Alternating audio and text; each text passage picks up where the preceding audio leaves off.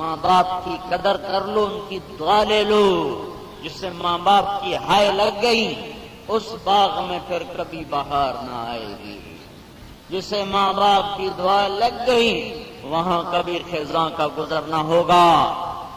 آپ تشریف لے گئے جنت میں، آواز سنی قرآن کی تلاوت، آپ نے کہا یہ کون قرآن پڑھ رہا ہے؟ کہا جی نعمان بن حارثہ آپ کے غلام ہیں۔ وہ مدینے میں آواز جنت میں، یہ کیا چکر ہے؟ 10-15 ہزار کا مجمع ہے، آواز سنانے کے لیے اتنے بڑے لاؤڈ سپیکر لگے ہوئے ہیں، وہ مدینے میں قرآن پڑھتا ہے، خلا کو چیر کر 7 آسمان کو چیر کر اس کی تلاوت جنت میں گونج رہی ہے۔ کیا چکر ہے بھائی، کیا چکر ہے؟ عرض کیا گیا جی ماں کے فرما بردار ہیں، اس وجہ سے جب وہ قرآن پڑھتے ہیں تو اللہ ساری جنت کو اس کا قرآن سناتا ہے۔ وہ ماں کے کیسے فرما بردار تھے؟ بیوی کو نہیں کہتے تھے میری اماں نو روٹی پکا کے کھوا، بھاجی پکا کے کھوا، تے کپڑے دھوئے دے، تے تیل لا اینو۔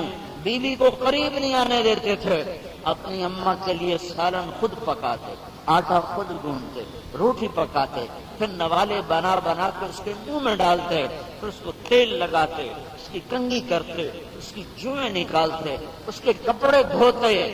ماں جب کہتی نعمان یہ کام تو کر دو، اگر سمجھ میں نہیں آیا تو ماں سے کہتے نہیں تھے اماں میں نے سمجھ نہیں لگی، دوبارہ رکھے نا، فوراً باہر نکل کے بیوی کو اشارہ کرتے، یا کوئی اور کھڑی خاتون اس کو اشارہ کر کے بار بڑا کر کہتے میری اماں نے کیا کہا ہے، مجھے دوبارہ پوچھتے ہوئے شرم آتی ہے۔ جن کے ہیں وہ قدر کرو،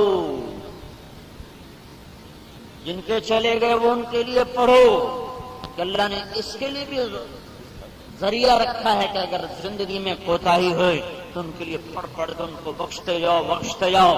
تو جب ماں باپ مرتے ہیں تو بیٹا نافرمان لکھا ہوتا ہے، اور کچھ عرصہ گزرتا ہے تو اللہ تعالیٰ فرماتا ہے نافرمانوں میں سے نکال کے فرما برداروں میں لکھ دیا جائے کہ اپنے ماں باپ کو کثرت سے ایصال ثواب کر رہا ہے۔